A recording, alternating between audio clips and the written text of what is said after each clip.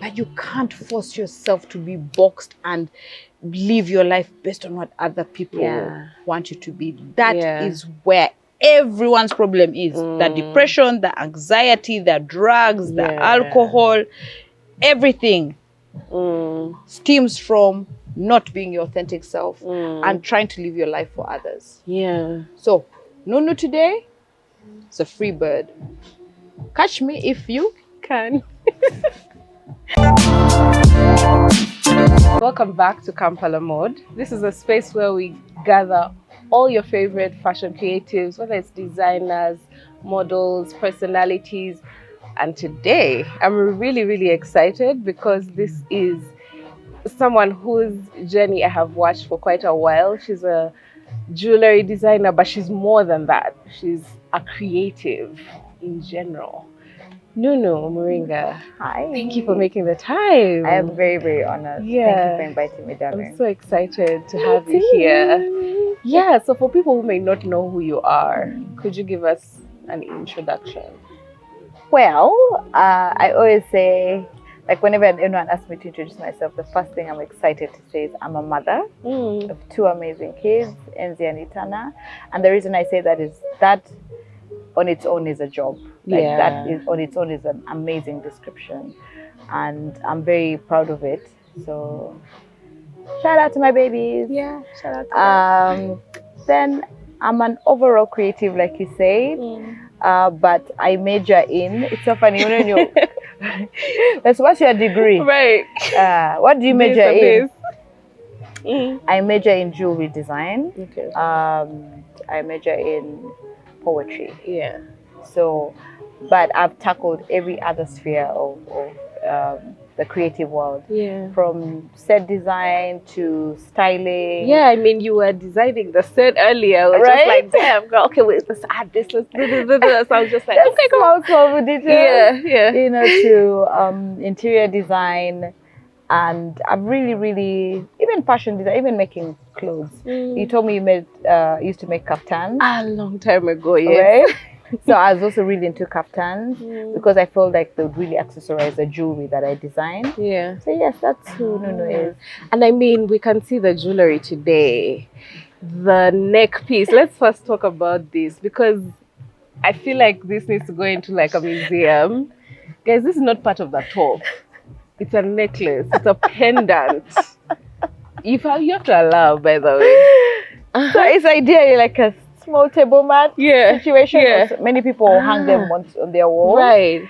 I love it. I just saw it and I just added this little piece. But I designed this piece specifically for a styling gig I had at the Oberfest. So one of the models wore it. Okay. And I loved it. I was like, I could rock that. I mean, I'm loving it. And then the rest of the jewelry, is it stuff that you made? I designed this. Okay.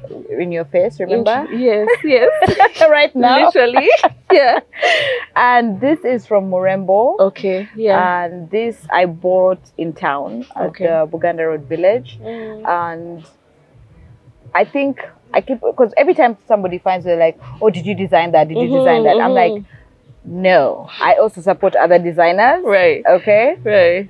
And I just love jewelry overall. That's why I, ventured into designing it. So most of my pieces are very avant-garde, very eccentric, because I feel like the chains have been done. I do have this cute bracelet from a amazing friend of mine, Sandra. But I wanted to create pieces that tell a story, So I make jewelry out of DVDs or CDs. I don't know what they call them anymore. DVDs, CDs, rope, shells, leaves, things we use or see on a daily.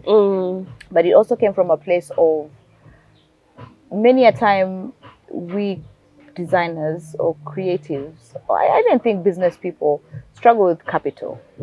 So I decided a long time ago that I would not let that be the reason I don't do what I need to do, right? Yeah. So I look around anything that's in my home, and I'm like, let me play with that. Let me see how that will turn out. So so I just play with different pieces to create very unique pieces that are authentic, that are unique, and I never make the same piece again. Like nobody's going to ever have this piece again. Ah, okay. Nobody. Where will I find the same brown one? I mean, now if I call you and ask you, oh, I want a necklace like that. No. We'll get a completely different experience. No. It's a limited edition only. Right.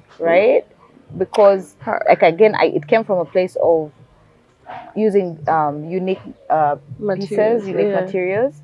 And then I eventually realized this can really become a limited edition kind of, vibe. Yeah. And very many people, I would believe you yourself as well, don't want to have the same piece that every other woman has as well. So I strictly focused on that. Yeah. And it's doing really well for me. Ah. Yeah. What was that moment that you realized, oh, I want to do jewelry, I want to make jewelry, like officially? Officially? Yeah. So can I tell the unofficial part? Yes, please. And then the official part.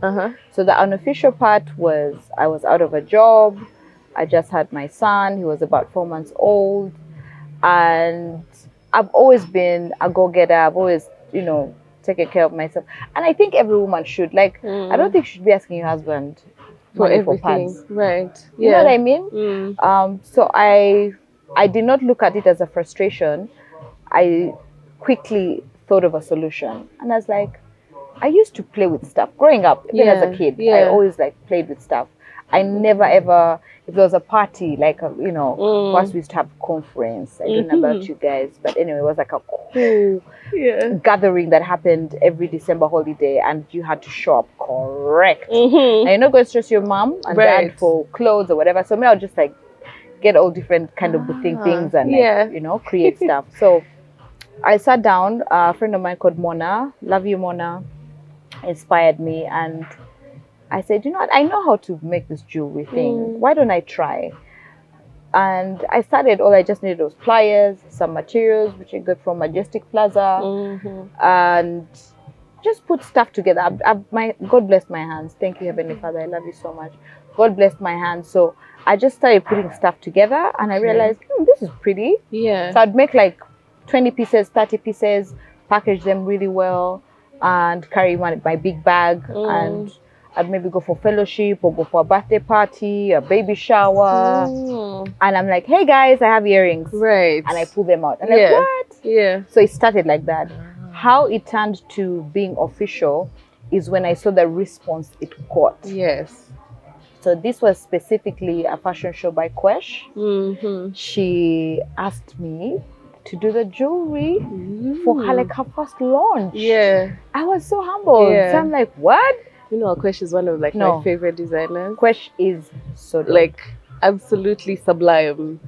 So effortless. Anyway. Classy. Yeah. Very chic. Yeah, absolutely. So that was for me the opening for me to realize that this jewelry thing can become official. And of course that gave me so much pressure. I'm just like, okay, now this branding, sometimes you make a earring, some put on it falls, it breaks, so I have to be very intentional about the kind of material that I use. And so that now put me in a place of, I really need to make this professional and brand. I create a brand. That's how Umuringa, came about. Yeah.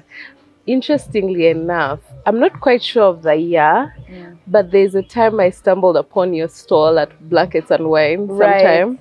And it was a long time ago. It was I think 10-ish years, 9 years ago. Yes. And I just came upon your stall and I was just like, I don't see anyone doing things like this.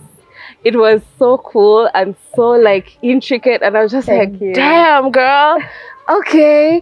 And I think that that's one of my very first memories of being introduced to your brand. Oh, bless you. So I don't know, it was just when you talk about making pieces and just packing them in a bag and taking them to places, it's so different from the very, I guess, detached thing of social media, take photos, put them on Instagram. I mean, it's a great way to get out there, but being in the spaces where people can see the pieces and really feel them, I think was made a lot of difference. And it's something I still want to continue, but I'm not going to discredit well, now the era we are in. Honestly, the photo shoots, the where do we find you kind of vibe. What's your portfolio?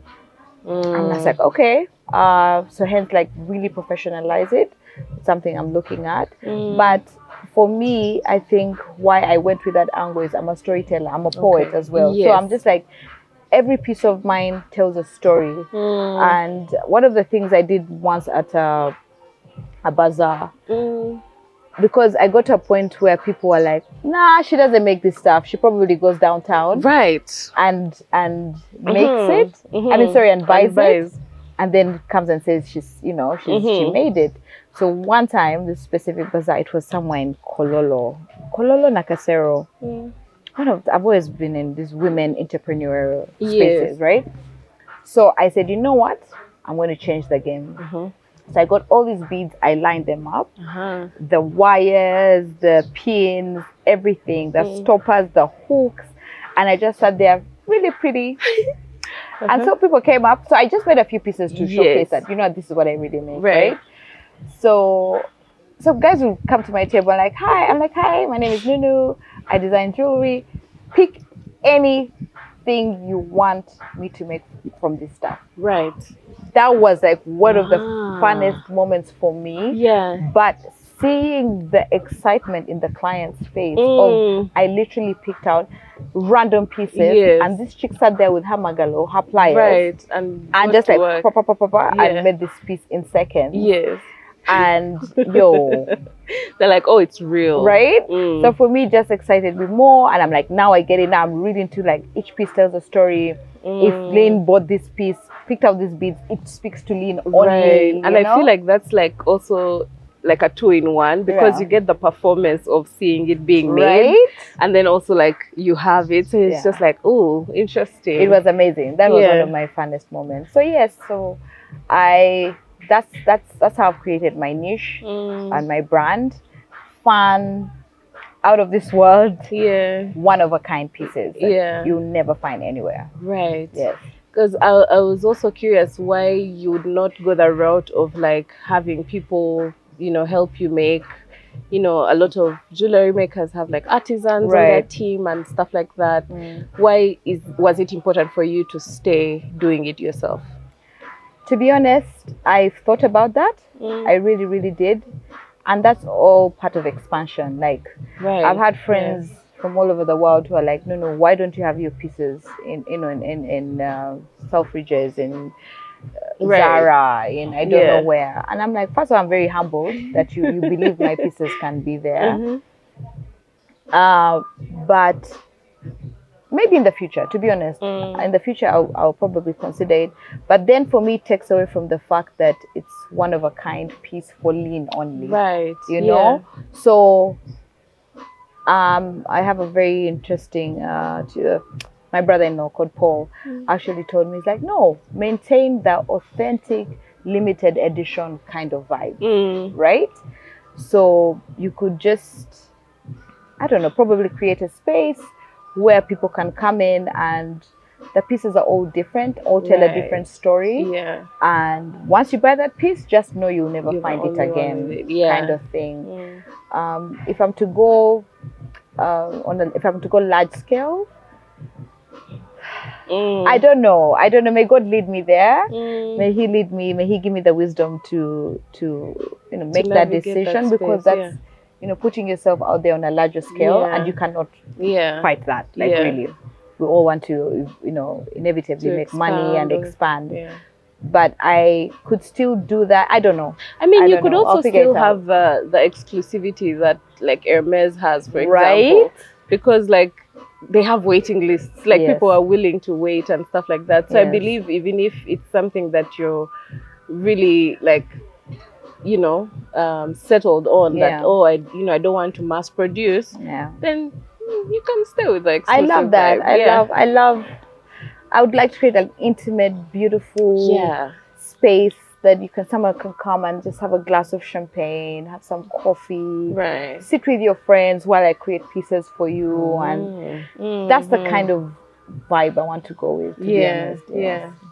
What materials do you love working with? Are there any that you really keep gravitating towards? You cannot ask me such a question. You cannot ask me such a question. You're about to start listing. I can use a caveira. I can use these artificial flowers. Yeah. I can use brass. I can use leaves. I can use, I told you, DVDs. I can use plastic bottles.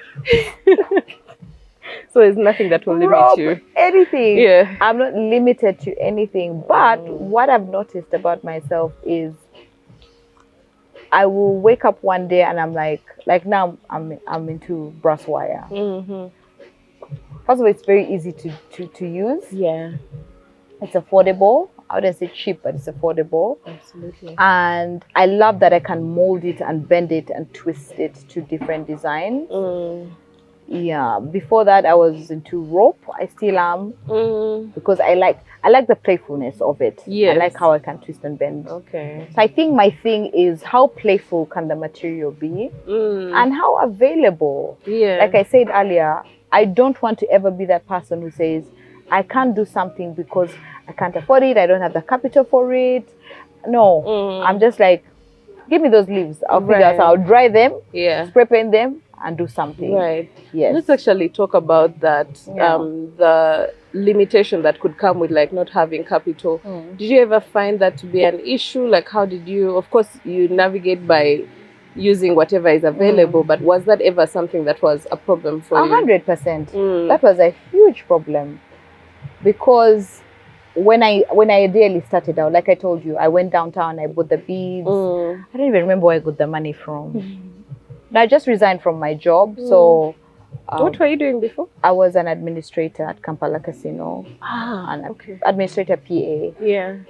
And so I just saved that money and I went downtown and bought that stuff. So what happened over time was, I would ideally say that expansion pressure. So here I am making 20, 30 pieces. They've sold. But guess what? I have a baby at home. Right. And me, I'm one of those partners. We share responsibilities. I'm never that woman who's like, oh, the man's supposed to do, the man's supposed to do that. Okay. So, usanga zigenze umumata nyanya. Yeah. You know, and also very many creatives battle with financial literacy. Like, yes, we're educated. Yes, I have a degree. Yes, I understand. But I've not studied. I don't have a strong business acumen. Right. Yeah. So, like the reinvesting, restocking. So I battled with that. So I got to a point where I was one of the first designers to showcase at Bold in Africa. And one of the frustrations I had is I'll take my pieces there, and within 2 weeks they're sold out. And the only time you can get the money is after a month, which is honestly a great principle. Yeah. But now I would look, they would come here like, your bids, the jewelry is done, when you need to restock. And I'm like, I'm kind of like waiting for the money from you guys to come back to me to reuse, Yeah. So I really battled with that. So I'm like, what do I do? Do I go get a loan from somebody? And then I'll pay them when I get the money back. Right. So that really bugged me for a while. And until I go to that space of like, stop looking at that as a problem and use materials around you. Yes. Okay. And then marketing. How would you find the spaces where your jewelry would be received? Because I believe that there's some places where you can take this kind of ring, for example, and someone will look at it and be like, no, what? Where am I supposed to put that? Yeah. So how did you identify where to showcase your jewelry? I'm going to say this. When you're living in your purpose, and when you're doing what God has gifted you with, it will happen. The clients will show up. Right. I cannot even try and pretend and say, I did a lot of marketing, I boosted my page. Right. No. I have a great support system. My friends really supported me. Okay.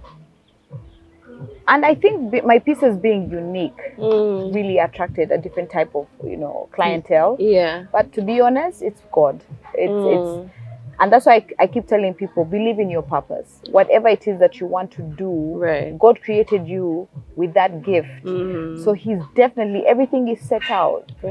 It's set out. Yes, you will have challenges, but in my opinion, my own story, I will not even try to pretend that I did anything, to be honest. Great friends, great support system, and my pieces spoke for themselves. Thank you, God, for the gift.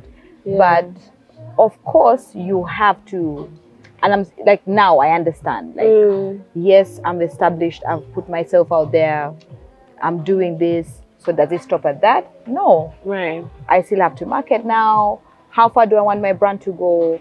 I'm looking at doing a branding course. I'm going to do a jewelry course as well. Yeah, there's a lovely girl called Gloria Worry. You know, she has a school for jewelry making. I am going to attend that. So how far do you want your brand to go? How much do you want to better yourself? So whilst God has given this gifting and this blessing, even you as an individual, what are you willing to do to better who you are? Yes. Yeah. I'm so curious about this because you have such a playful spirit and like even with like your style, like it's never something that's stagnant or ever speaks to like the pressures of like being grown and having responsibilities and da da da da. How do you keep that energy, especially even with creating? Like, is there anything specific that like keeps you in that state where you're just like, okay, there's all this going on, but like, where's the fun? Like, where's the fun, right? Yeah. Look at God. Look at what he created. Look at the oceans. Look at the falls. Look at the mountains. Look at the animals he created. They are fun. They're ridiculous. Some of them are plain, blank, ugly, okay? But he's my inspiration. I'm just thinking, if I limit myself, he didn't limit himself. Look at us. We all look different. Look, the plants. Everything around us is uniquely and wonderfully and beautifully made. So when we limit ourselves, we're kind of limiting the God in us. So me and my G, we're like, yo, let's roll, let's create, you know? So for me, my inspiration comes from God, to be honest. But again, I never live my life based off what people think or say, because from the bottom of my heart, Lynn, I genuinely don't care about somebody else's life or what they're doing or how they're doing it. So when I hear of something of, oh, we disapprove of this, of that, I'm just like, sorry. Because I don't care about what you're doing. I really don't. I would like to believe you're sane enough and adult enough to make that decision. Why does my existence bother you? And if it does, please exit. It's very simple. I think that pressure that people put on other people and which is put on, you know, each of us to be a particular way, it's very interesting seeing how people either break out of it or stay in line. But it's something that's so hard to like break away from. I don't know. Imagine it's not. It's not. Like I said, honestly, Lynn, it could even be your sister, your favorite sister, your favorite brother. Let's even go to parents. Okay? Majority of the time. I'm a mom. Yeah. I have 2 amazing kids. They're differently gifted. The way my son sees life is totally different from the way my daughter sees life. But me and the father are so amazed every day. Their view on life, the conversations we have, they challenge us all the time. And I'm just like, I would have never thought of it like that. You need to give credit to that child for what they've said or how they've seen that thing, right? Now I'm talking about how many are in this world? Billions. Right? So if we as individuals understood that each human being is made differently and the way they perceive things and understand things is totally different from you, why don't you take time off and listen and understand? Maybe you could learn something. And then again, if it makes you uncomfortable and it's you know, very many people go by religion or culture or whatever it is. Please walk away from that situation. You're not on gunpoint. Right. You're not on gunpoint. Yeah. But you cannot tell me that from the time you were born till the age that you are right now, the influences that you've had in your life, the decisions and choices you made in your life were not based off different influences around you. Yeah. Even you as a parent. While you're screaming at your child to be a certain way or to, why can't you be this? Why can't you understand things like that? The child is also saying that to you in their mind. Right. They're like, but dad and mom, why can't you see me the way that, you know, I see you or try to understand you? Right. I hear you, but also you, why can't you hear me and see me? If we did that as a race, as human beings, life would be so beautiful. Yeah. Life would be so beautiful. I worry that sometimes it's a thing of like fear. Yes. Because like maybe you've seen someone do something that's out of the norm and they, you know, maybe stumble and fall, or you're not sure of what happens when someone chooses this path or that path. And so you're absolutely scared. Like something that we have seen a lot on this show is that a lot of like parents have that hang up about choosing a creative way of a creative career. Yeah. So I don't know if that was something that you ever faced, like were your parents ever like open to it at all, or did they want you to stay in the office? Because I mean it comes from a place of like they love you and they're like, I want my child to be safe. I want my child to be stable, to have money coming in at the end of the month. Yes. So what, you know, how was that? First of all, God did not give us a spirit of fear. Second Timothy verse 1:7. Yeah. A spirit of sound mind, control, self-control, and love.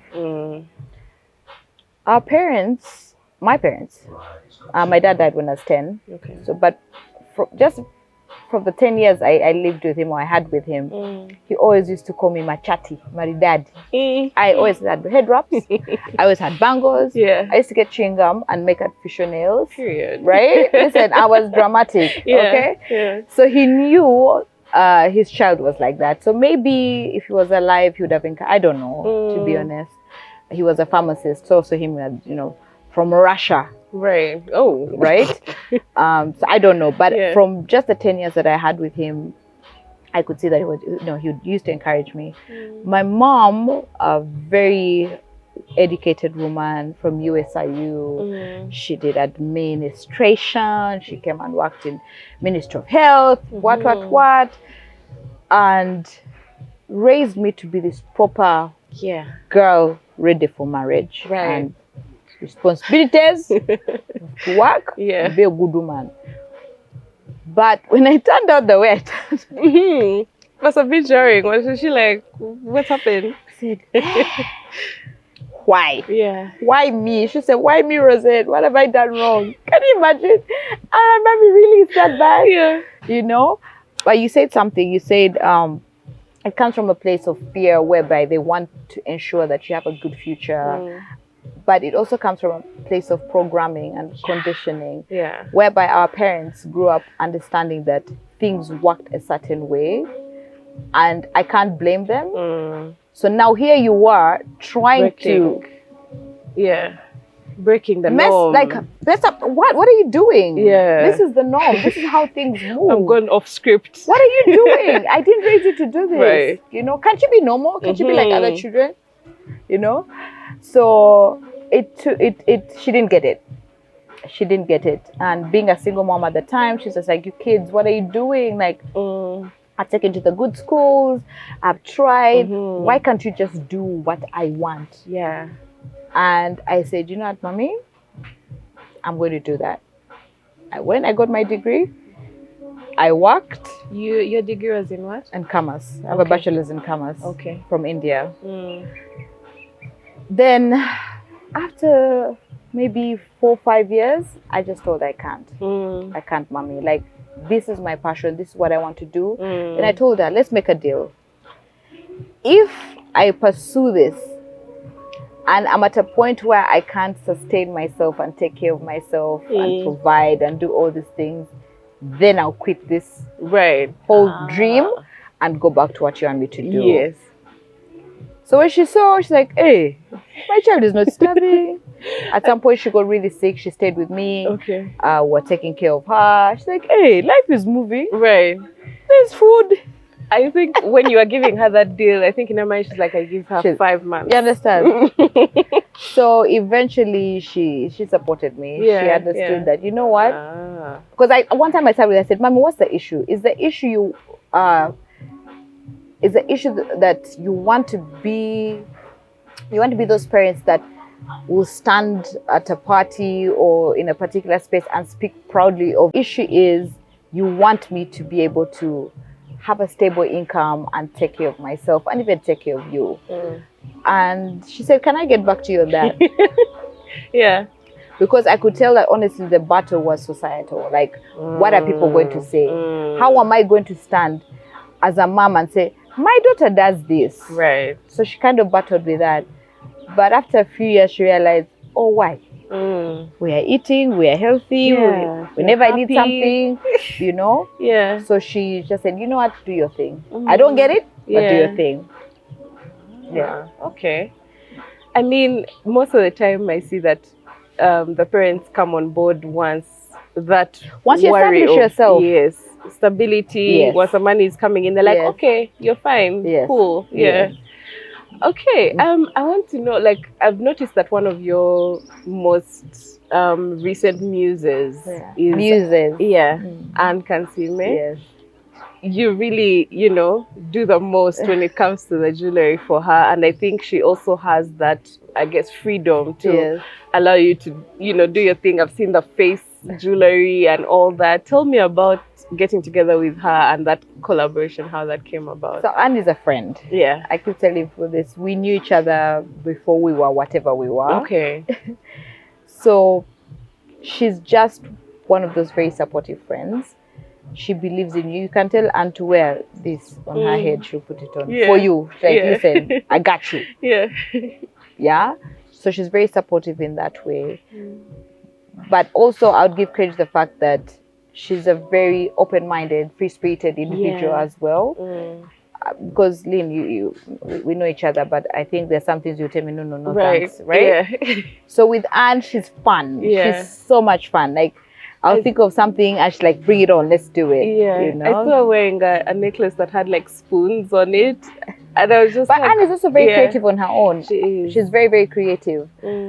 She'll do stuff like, and she's told me so many a time, she's like, Nunu, you made me realize that it's okay to be this playful. It's okay. So on her own, she'll just make her own stuff. And remember, she's so excited to show me, which is so cute. Yeah. I love that about her. So she's also very, very, I have to give her credit as well. So it's not only the fact that she's very supportive, but she's also very creative as well. We've come up with designs together as well.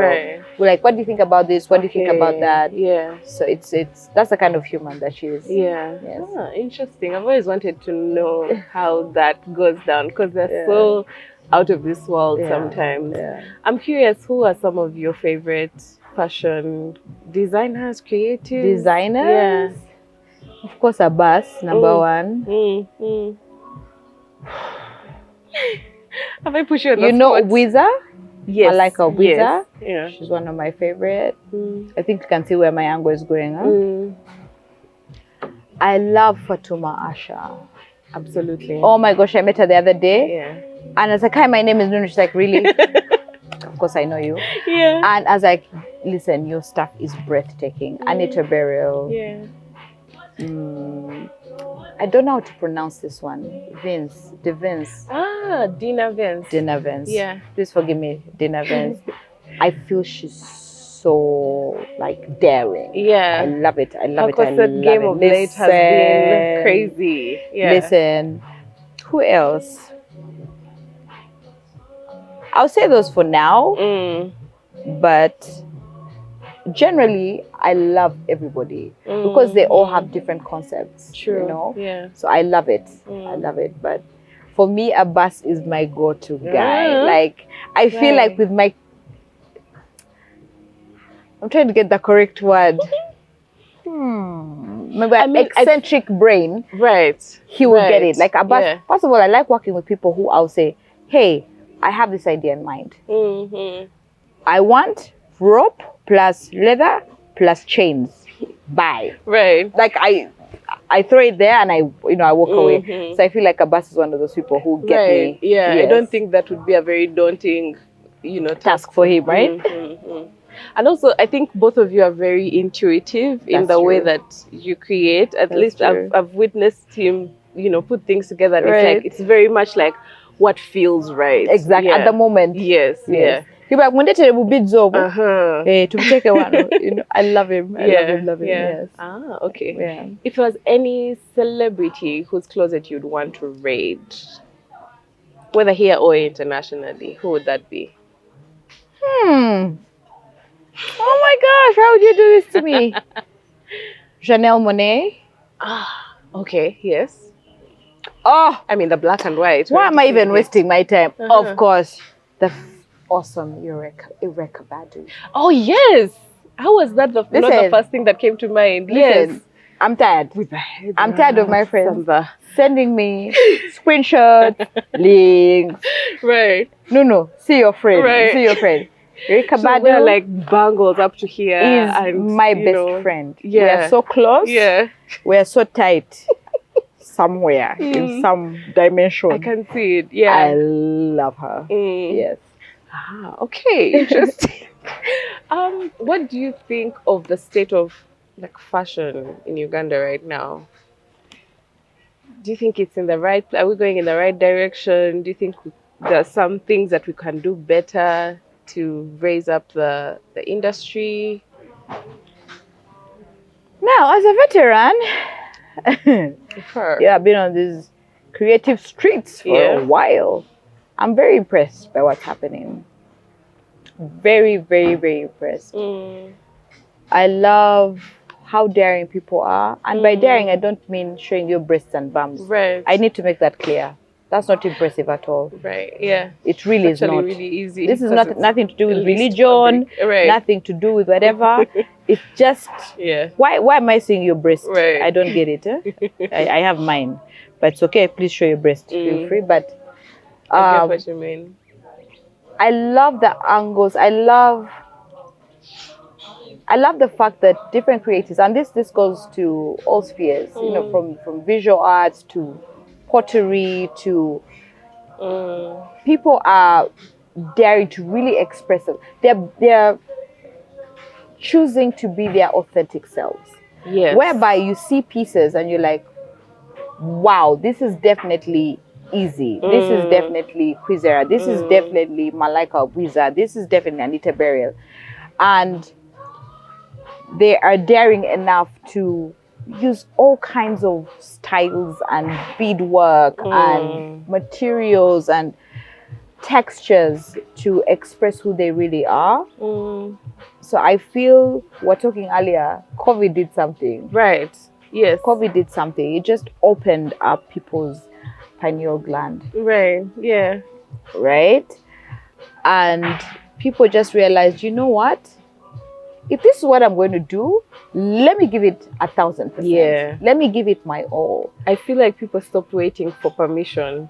They were just like, from who? Anyway. I mean, there's sometimes where you find a point where you're like, I want to be endorsed by this person. I want to work with this person so that I know that it's legit. But then they're just like, okay, if that's not happening, let me do it my way. And but the irony of the situation is, if you do not come out the best version of yourself, how are people going to know that that's who you are and that's what you're about? Yeah. But I understand what you're saying, the fear of daring to do that. Absolutely. Right? Yeah. So you're right. They're just like, you know what? I'm done. This is who I am. This is what I'm going to do. And because of that authenticity, that rawness, that realness, because each one of us craves that. So when you see someone else being their true self, you're very impressed. And you're just like, okay, for me, I'm not jewelry. Yeah. I'm decor, but I'm going to give it my all. Right. I'm going to go out there and do what Nunu does, you know? She's different, you know. Why not? Why am I scared of being different? Why is she out there confidently sitting with that plate on her neck? Right.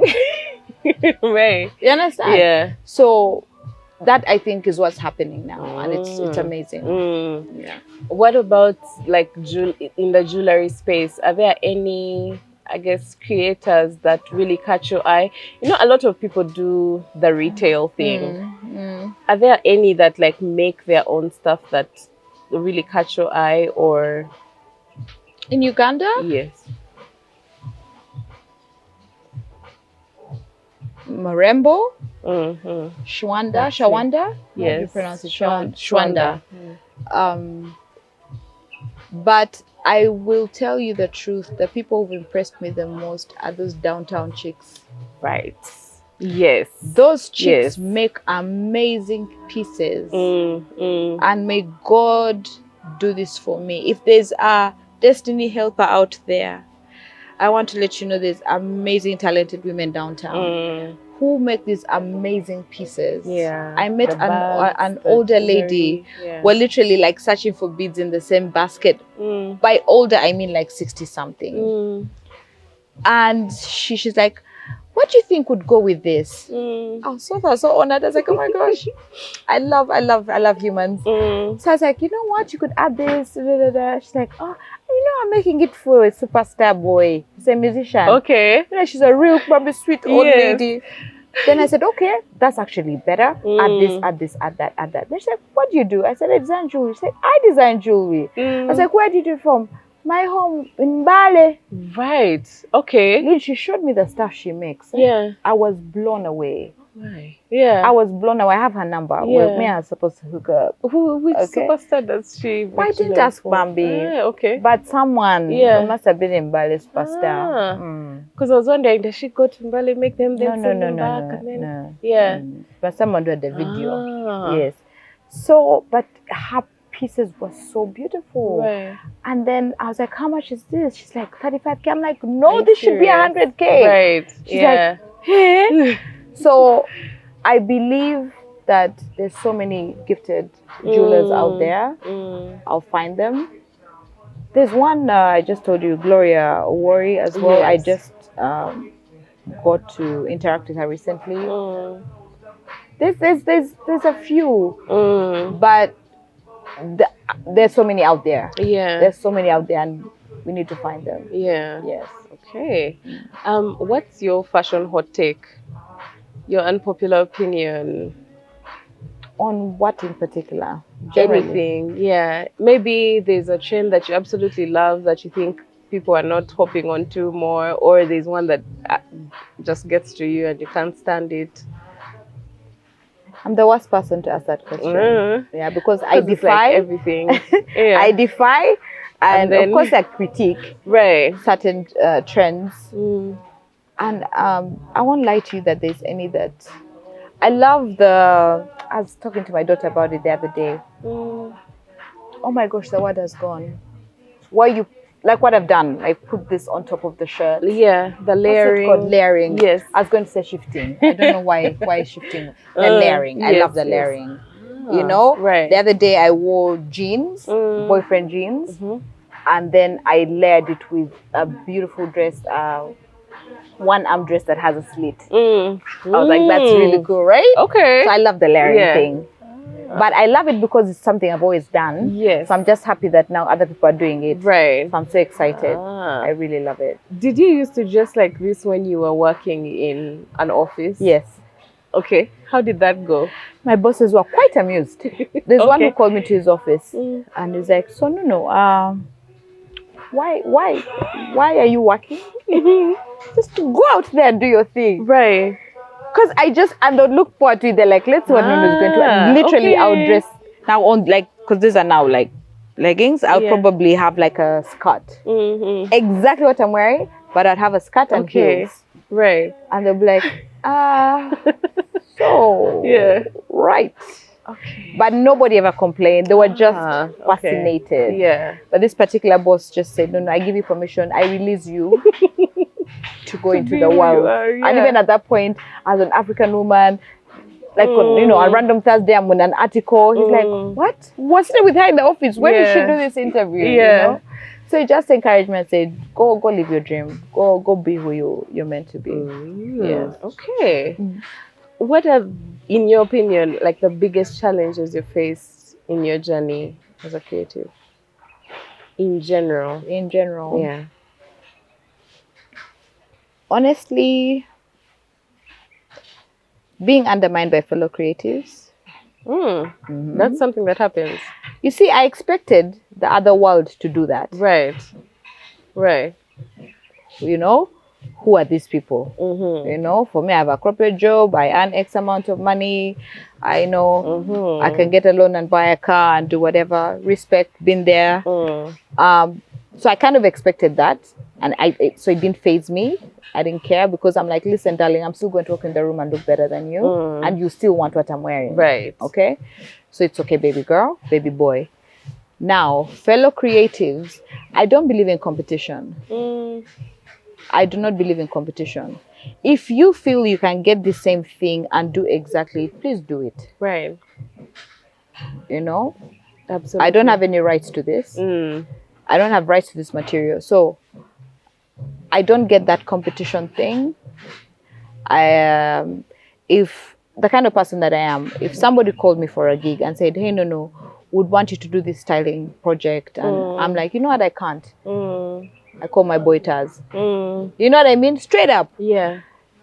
And because not only because he's not because he's my friend, but because I know he's really good at what he does. Yeah. Now, if somebody called me and I sabotaged him, or but people do that in our own creative world, you know. Then another challenge I faced is people refusing to pay you your worth. Someone will call you and say, I want you to design this for me. I want you to do this set design for me. I want this from you. And you give them the price and like, sure. You know I can call so and so. You know I can do this. I'm always like, do the thing. Yeah. But in the beginning, I used to, you know, I would cave in. I'm just like, okay. You know what, it's kawa. Let's just do it. But now at the point that I am, I'm just like, listen, by the time you picked up your phone and called me, you knew that you knew I had the eye that you wanted. Exactly. Yeah. So the fact that you're trying to have this type of conversation with me, I don't appreciate it. So please don't call me again, you know? Yeah. So I've had to learn how to say no. Yeah. I've had to learn my self-worth. I've had to learn how to value myself and believe in myself. Because if you don't, other people will put you in such a terrible space, and it's very depressing. So I've gone through those depressive, you know, spaces, depressive times, and I've just realized at the end of the day, no, guess what? You're really good at what you do. Right. You know, we suffer from imposter syndrome. Speak on it. You know? So I'm like, you know what, Nunu? You're really good at what you do. God has blessed you. The people who believe in you, who trust in you, who will acknowledge you, who will pay you for it, are out there. Yeah. But it has to start with you. You have to believe in yourself. You have to understand that you got this, and people only treat you the way you allow them. Yeah. So yes.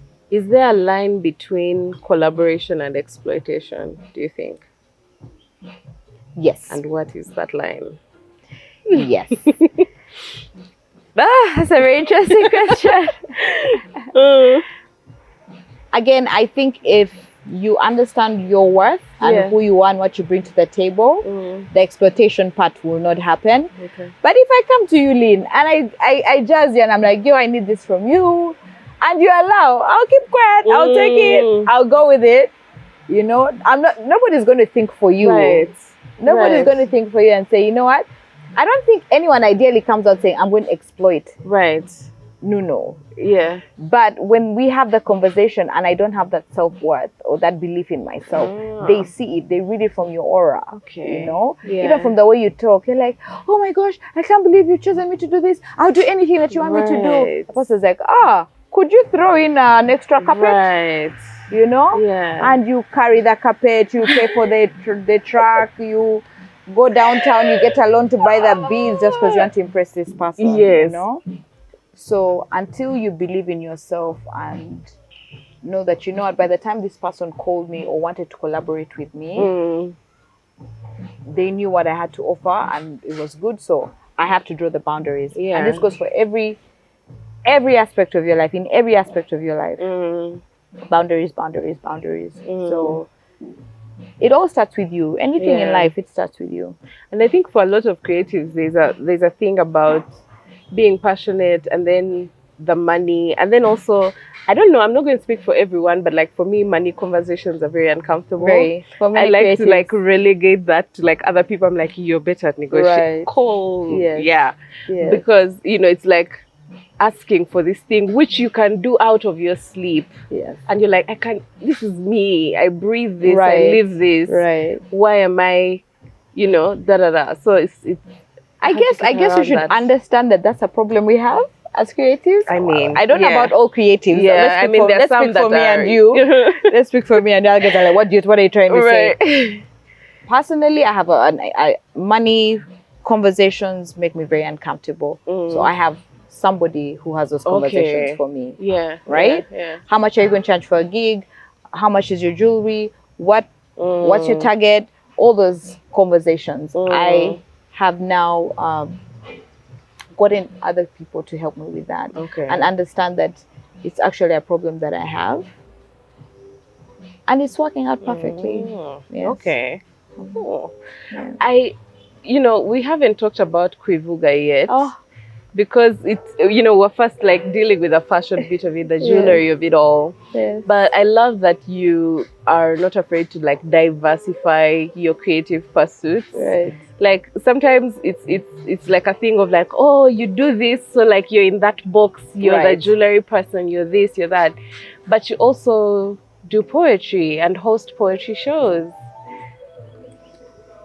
I mean, I feel like it's not hard for you to balance the two, but like tell me about like that decision to like diversify and do something else as well.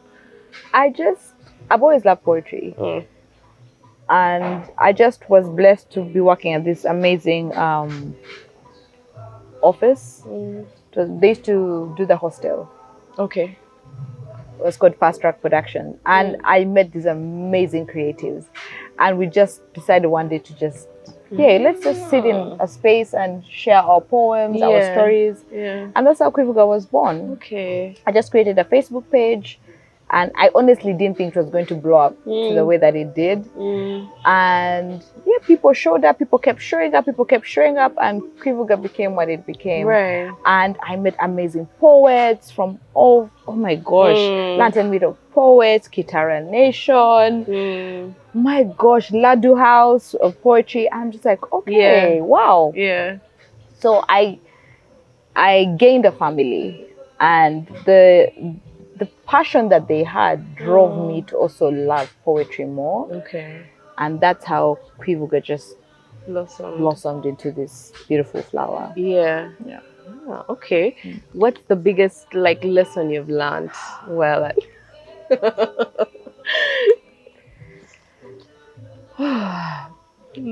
I don't know if this is every creative's challenge.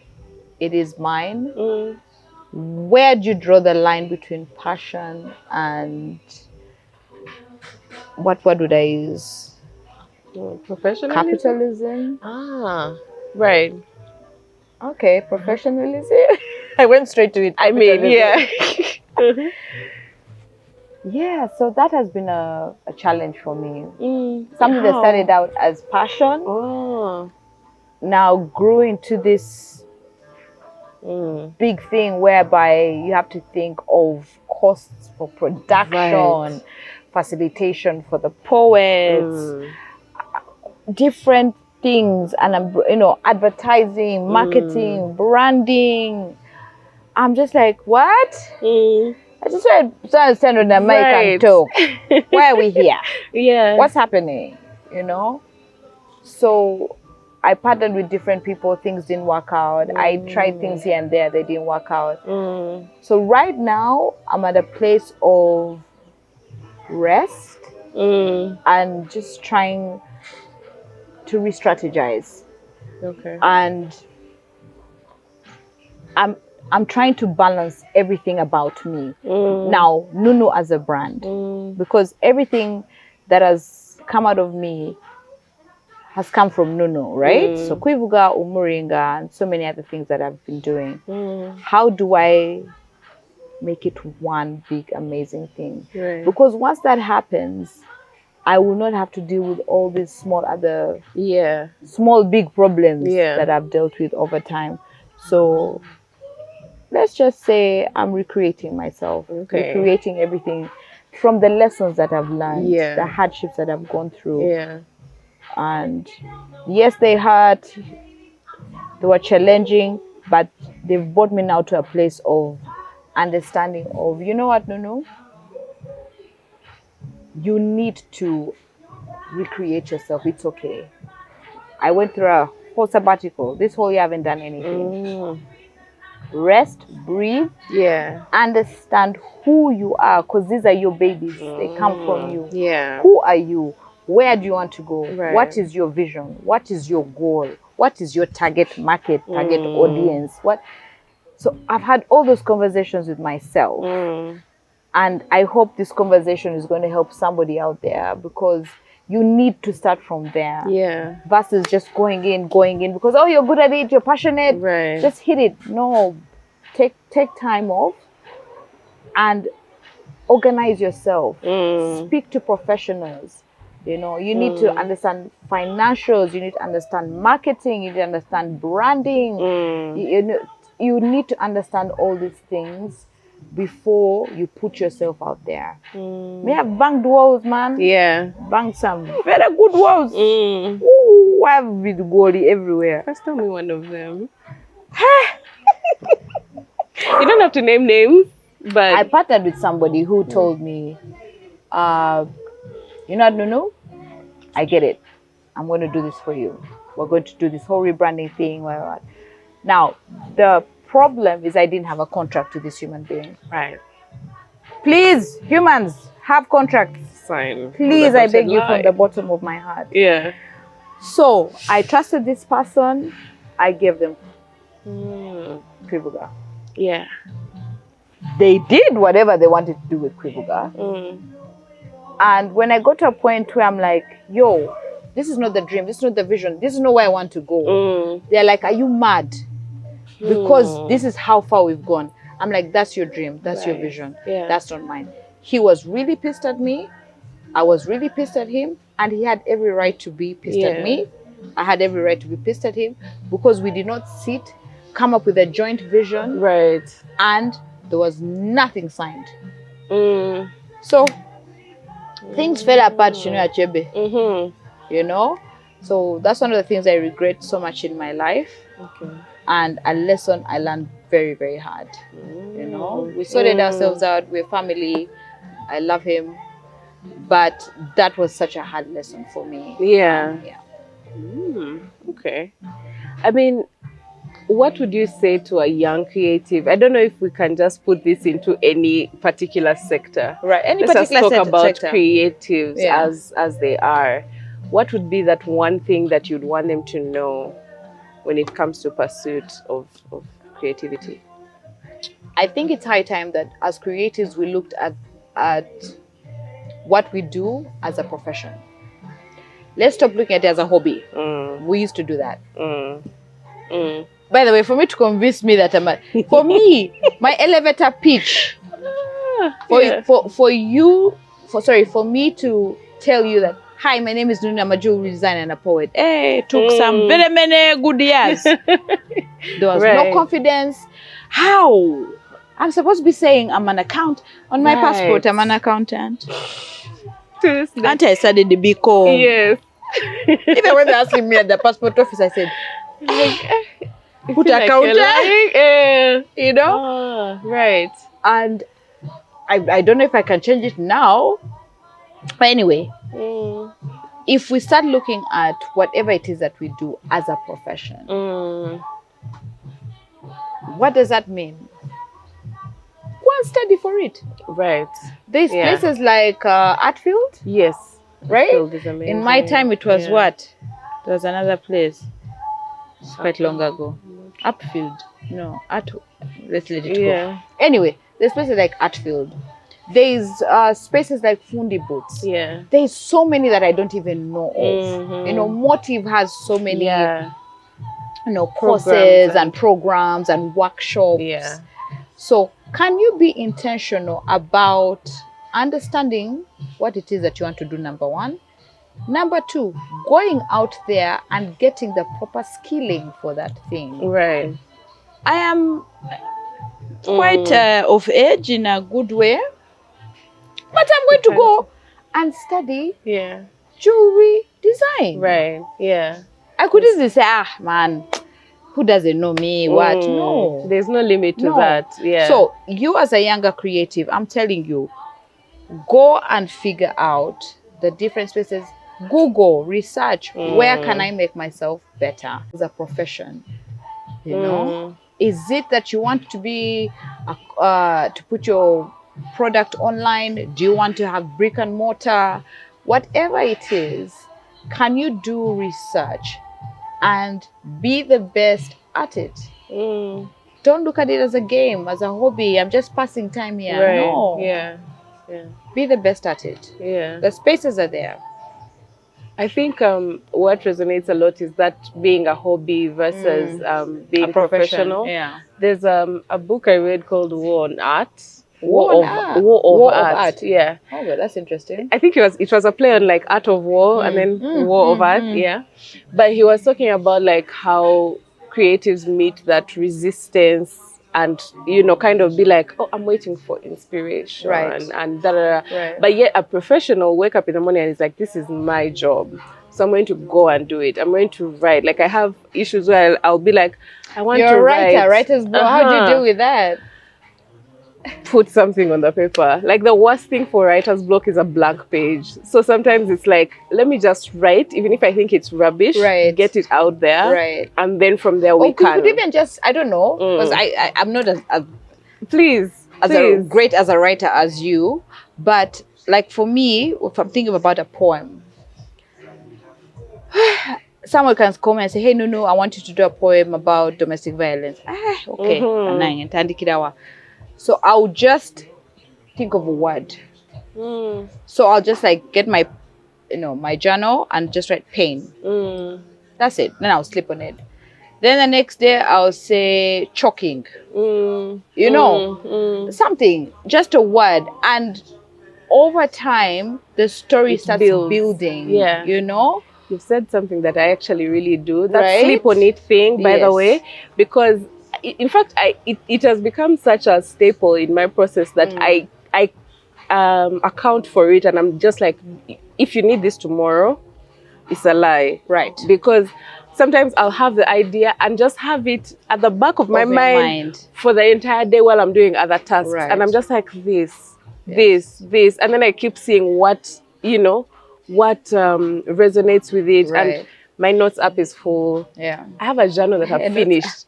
I love it. I love to journal and stuff like that. Me too. My 2024 journal is full. I'm so confused. I'm like, we're in November now. Do I buy a new journal? But you've done a good job. November, you've reached November. I mean, it would have reached July and it's done. No, July I can understand because then I can buy a new one and be like, okay, another half of the year. Your problem is buying one for a month. Yes, I want to have the one that starts in January. You get? So get like a smaller one. Get like a cute small one. And stick it onto the it has been on my mind. I'm like, I have no journal, but yeah. That sleep on it thing. It's important. Yeah. It's important. As creatives, like we need, and I honestly, it's not even as creatives, as human beings. If you feel overwhelmed, honestly, guys, take a power nap. You'll thank me. You wake up and things are so much better. Yeah. It's crazy with creativity because it's not like every other kind of venture where it's like everything is given there. Right. Pulling something from the depths of your brain. If your brain is tired, it won't give. So you have to like rest it, feed it well, give it nice nutrients. Then it will be like, okay, now today I'm thinking about, take some clove water and moringa water. I've spoken to creatives whose process includes specifically going on a run, going on a walk. Right. And like during that process, that's when things make sense for them. And it's, for me, it's sleep. I promise. I will be so stressed about something. I'm like, listen, I need a shut-eye moment. Are you a night owl or? Of course I'm a night owl. I've met creatives who are morning people, and I'm like, damn. But yeah. And we're watchers. Right. We're watchers. We're supposed to be praying at that time. We need a whole episode on spirituality. Anyway, so shut eye. Guys, literally, I will set my alarm 20 minutes. Like I have a conversation, but like, no. Right. I think you need to shut your eyes. I say, hey, okay.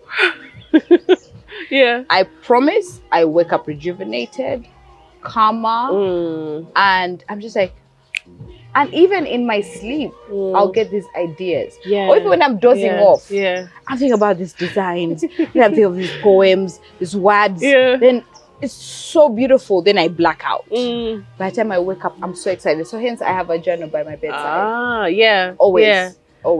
I have a journal. But that's me. Yeah. So for different people, find that thing that works for you, that keeps you calm. Do you know just something as simple as humming? Humming calms you down, right? Yeah. So find that thing that calms you down. I mean, you kind of touched on it, but I'm curious to know what's the role of like spirituality in your creativity. I know it can be a whole thing, but let's actually get into it. The only reason I'm on this earth is because he created me and put me here, and I'm here to serve my purpose. Right. That is it, by the way. That is it. Now, if I do not go to the source, who created me, put me on this earth, made me who I am, what am I doing? Right. Is a lie. Is a big lie. A big one. Yeah. So what do? Direct. I don't get it. I don't get it. Why am I even here? I don't get it. Yeah.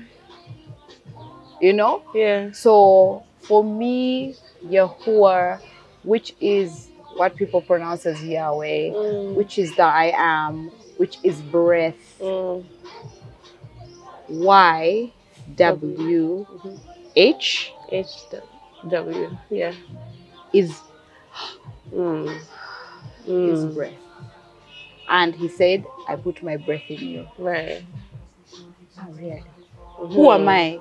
Bate Miyamoto. And then he gave me these gifts. And my gifts are to serve. Right. If you ask me what I want to do, we will talk all kwivuga, jukuburia. No.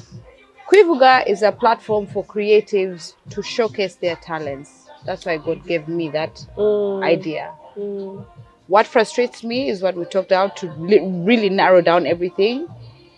What frustrates me is the money that needs to be injected to make that process happen. But if I had a choice, if I was these rich mullah chicks who had like a crib, dozens, like some mountain, I would send a bus to pick people, come perform, pay them, go back. Yeah. Have a space where you can express yourself and do your thing. That's what kwivuga is about. Umuringa, the jewelry, is a gift God gave me to empower other women. And that's what I'm going to do. I'm going to go to refugee camps.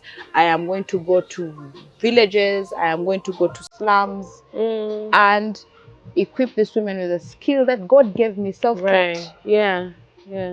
And teach them how to make money. So it goes back to spirituality. God gave me gifts that are not mine, but to bless others. That's it. Okay. I feel like after going there, what I want to ask next is so surface. No, it's fine. But yeah, how would you say you set yourself apart as a creative? Is it something that you can intentionally do? The answer lies within the question. You do not have to set yourself apart. Okay. You just have to be you. Right. Yeah. Setting myself apart means I'm comparing myself to somebody. But if I'm entirely who I am as Nunu, just existing the way I feel. Listen, I woke up, I felt like dressing up like this. Right. I could have worn a totally different outfit. I could have. But this is how I genuinely felt from the bottom of my heart. That's what I did.